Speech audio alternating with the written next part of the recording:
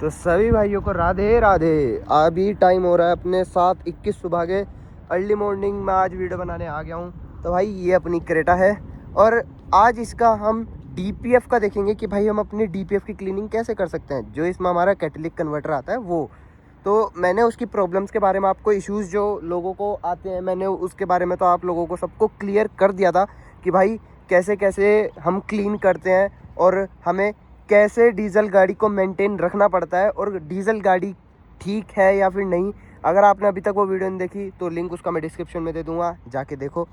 तो भाई आज मैं आपको बताऊँगा इसके बारे में। मेन जो चीज़ है कि जो हमारा ये यूरिया होता है ना, हम इसको क्लीन कैसे करते हैं और इसका मतलब तरीका क्या होता है क्लीनिंग करने का, हो गया इससे हमारी डीजल गाड़ी ठीक रहे। तो भाई पहले मैं आपको ऊपर से बता दूं, देखो जिन भाइयों को लगता है कि भाई डीजल गाड़ी बेकार है, डीपीएफ प्रॉब्लम आती है उसमें, भाई कोई प्रॉब्लम नहीं आती अगर आपकी रनिंग अच्छी खासी है। अगर आपकी रनिंग कम है, अगर आप हफ्ते में एक बार गाड़ी निकालते हो या फिर बहुत कम रनिंग है, तो भाई तब आपके लिए डीजल गाड़ी थोड़ी मतलब नहीं रहेगी ठीक। तब आप पेट्रोल पे जा सकते हो, क्योंकि भाई जिनकी रनिंग कम होती है उनके लिए पेट्रोल ज़्यादा ठीक रहती है। डीजल गाड़ी को ऑलमोस्ट डेली चलाना चाहिए वैसे तो, क्योंकि इसकी इंजन की लाइफ के लिए ये अच्छा रहता है, बेटर रहता है।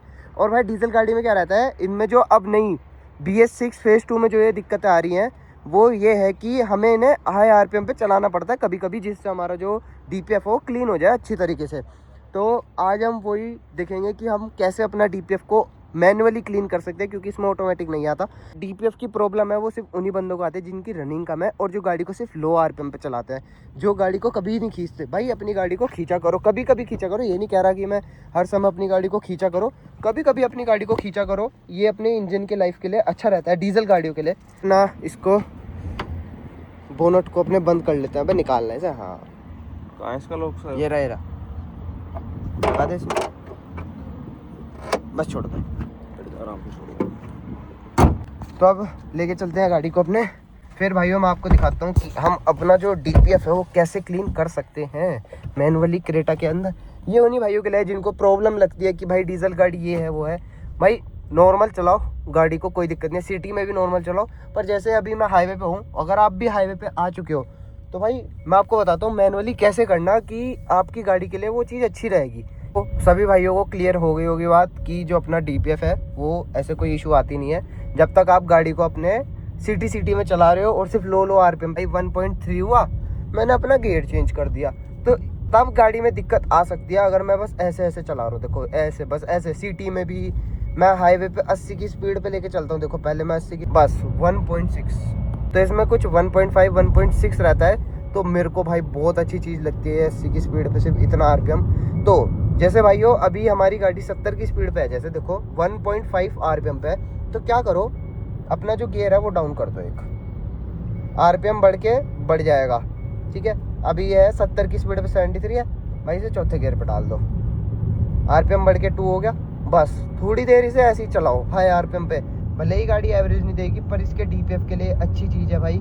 ये आराम से बढ़िया मैनुअली क्लीन होता है। हाई स्पीड पे तो ये बहुत आराम से होता है। देखो अभी 90 की स्पीड है गाड़ी की और इतना मैंने RPM रखा हुआ है। भाई लोग बोलेंगे कि भाई तू इंजन की ऐसी तैसी मार रहा है, कर रहा है, नहीं भाई ये अच्छी चीज़ है अपनी डीजल गाड़ियों के लिए। अगर हम थोड़ी देर उसे हाई RPM पे भी चला लेंगे, जो अपना DPF है बहुत आराम से और बहुत अच्छी तरीके से क्लीन हो जाएगा वो। तो ये है भाई, ऐसे आप मैनुअली अपना कभी भी, मतलब जैसे नॉर्मली ये नहीं कह रहा मैं हमेशा ऐसे ही चलाओ, अपने कभी भी जब भी ऐसे चला रहे हो हाई RPM कर लो थोड़ा बहुत, या फिर अगर छठे गियर पे भी हो तो थोड़ी बहुत गाड़ी भगा लो, 140 150 ऐसे भगा लो, बस ऐसे नॉर्मली अपना DPF भी क्लीन हो जाता है बिल्कुल आराम से। तो ऐसे सच ऐसे कोई दिक्कत आती नहीं है। अपने नॉर्मली देखो, जैसे मैं अभी गाड़ी को थोड़ा खींचता हूँ, मतलब इसको जैसे हम अभी खींचे हैं तो अपना 100 देखो 120 2.4 का RPM, तो भाई ऐसे भी नॉर्मली अपने खींच सकते हो आप गाड़ी, उसमें भी DPF अपना आराम से क्लीन हो सकता है। तो भाई ये अपना देहरादून है, वेलकम टू उत्तराखंड। और मौसम आज का बहुत अच्छा हो रहा है, कल पूरे दिन बारिश हुई है भाई, बहुत खतरनाक बारिश हुई यहाँ पे तो, और मौसम बहुत अच्छा हो रहा है। देखिए भाइयों मैंने आपको बताया कि आप ऐसे मैनुअली अपना रीजन जो है कर सकते हो गाड़ी के अंदर, अपनी क्रेटा के अंदर या फिर जोन सी भी गाड़ी में आता है डीजल गाड़ी के अंदर। ये नहीं है कि भाई आपके पास BS4 है और आप उसमें करने लग रहे हो, नहीं भाई उनमें नहीं आती ये चीज़, ये अपनी सिर्फ BS6 में आती है। तो जिन भाइयों में BS4 होगी जो भी गाड़ी डीजल में, तो उसमें मत करना, उसमें जरूरत भी नहीं है, क्योंकि भाई उनमें जरूरत नहीं है सब चीज़ों की। वो अपनी BS4 है, ये सब चोचलेबाजी अपने जो डीजल गाड़ी है अब BS6 फेस 2 की इनमें ही आ रही है। तो भाई मैं आपको वैसे दिखा देता हूँ यूरिया क्या होता है अपना, वो दिखाता है। ये अपना यूरिया लेवल होता है भाई, जो अपना DPF होता है। इसके जो ये यूरिया होता है ना, इसी सेम जो इसका लिक्विड होता है, इसी को वो कन्वर्ट करता है, फिर जो पोल्यूशन है वो कम करती है गाड़ी, क्योंकि डीजल गाड़ी अपनी ज़्यादा पोल्यूशन मचाती है। सिटी में भी मैनुअल रीजन कर सकते हो, जैसे अभी मेरी गाड़ी 48 की स्पीड पे मैं लगा देता हूँ ऐसे तीसरे गियर पे, RPM देखना हाई हो जाएगा, 2000 के पार RPM जा रहा है, ये देखो।